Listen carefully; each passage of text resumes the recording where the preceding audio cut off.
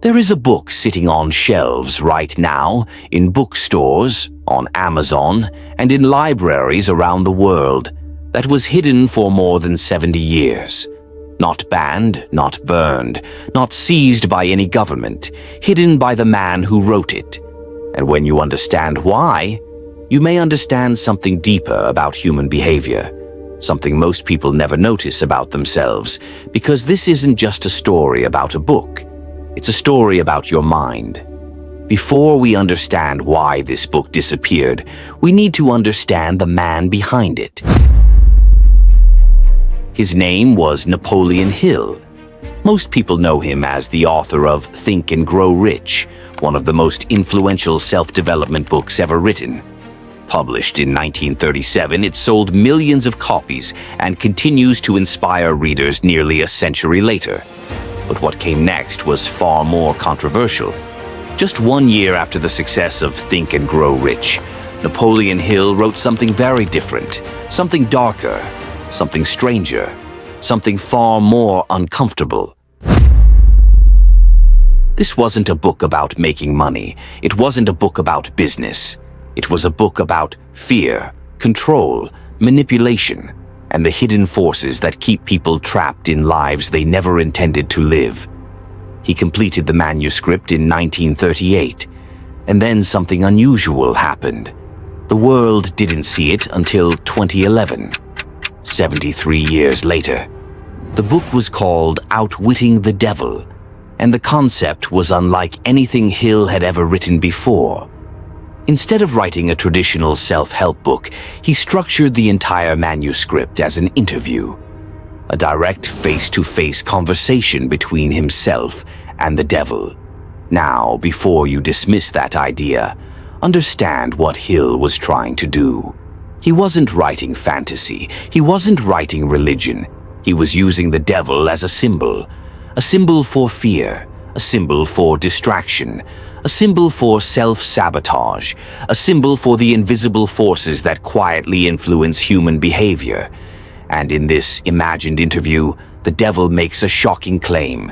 He says that he controls the vast majority of humanity, not through chains, not through violence, not through force, but through something far more subtle, something Hill called drifting. According to the book, drifting happens when people stop thinking for themselves. They move through life without a clear purpose. They react instead of choosing.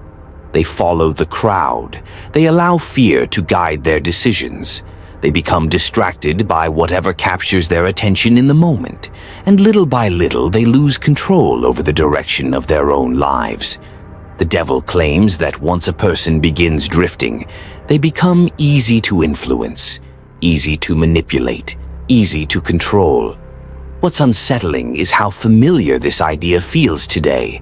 Think about it. Endless scrolling, constant notifications, short attention spans, distraction everywhere, people moving faster than ever, yet often feeling lost, busy but without direction, connected but without purpose. And remember, Hill wrote these ideas in 1938, long before smartphones, long before social media, long before the internet. Yet somehow, parts of the book sound like they were written yesterday. The devil even makes another startling claim. He says he controls 98% of humanity. Only 2%, he says, truly think independently and live with purpose. Now, whether that number is accurate isn't really the point. The deeper message is what matters. Most people allow circumstances to decide the direction of their lives. Very few consciously choose their path. Very few challenge their fears.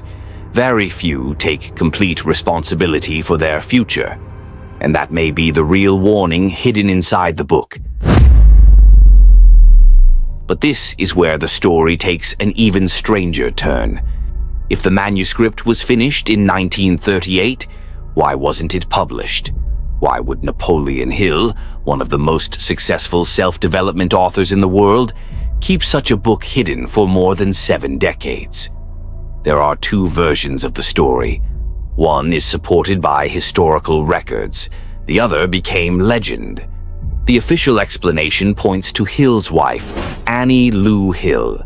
According to accounts connected to the manuscript, she believed the book was simply too controversial.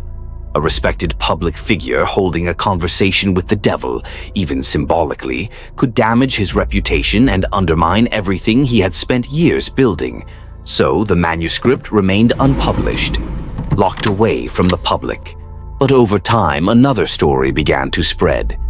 A darker story. According to this version, shortly before publication, Napoleon Hill experienced something terrifying. Some describe it as a dream. Others describe it as a supernatural warning. In these stories, Hill is told not to publish the manuscript. The warning is simple. Release the book, and terrible consequences will follow. Some versions claim harm would come to his family. Others suggest disaster would enter his life. Whatever the details, the ending remains the same. Hill becomes frightened. The manuscript disappears, and the book remains hidden for decades. It's a compelling story, mysterious, cinematic, unforgettable. But there is one problem. There is no verified evidence that any of it actually happened. No confirmed records, no documentation, no proof of a supernatural encounter. Only a story that grew larger as the years passed. What we do know is this. The manuscript existed, it was completed, and it remained unpublished for more than 70 years. Eventually, after Napoleon Hill's death, the manuscript passed through the Napoleon Hill Foundation. Then, in 2011, 73 years after it was written, Outwitting the Devil was finally released to the public. Readers rushed to discover what had been hidden for so long, and what they found wasn't a book filled with supernatural secrets. What they found was something far more practical, a warning about fear, a warning about distraction, a warning about drifting through life without purpose.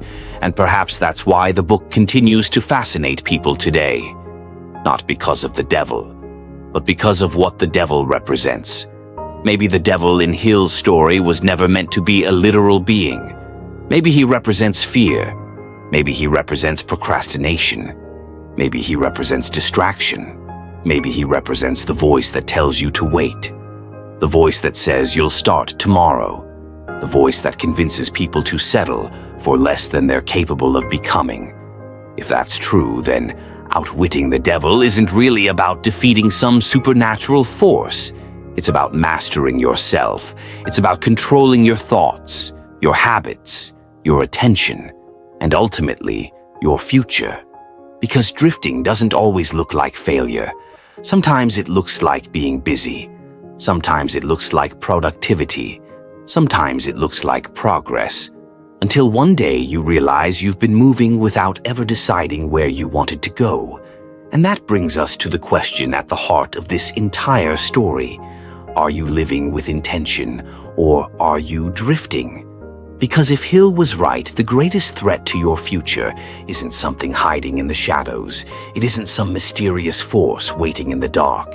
It's the possibility of spending your life moving without direction, of letting fear make your decisions, of surrendering control of your own mind. Whether the legend is true or not, one fact remains.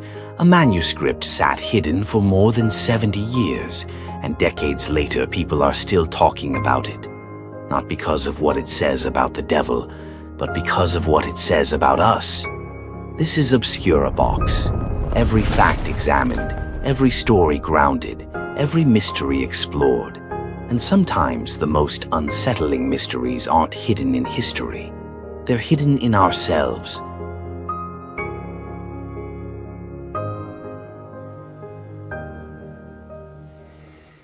If you've made it this far, chances are you enjoy exploring the stories hidden beneath the surface.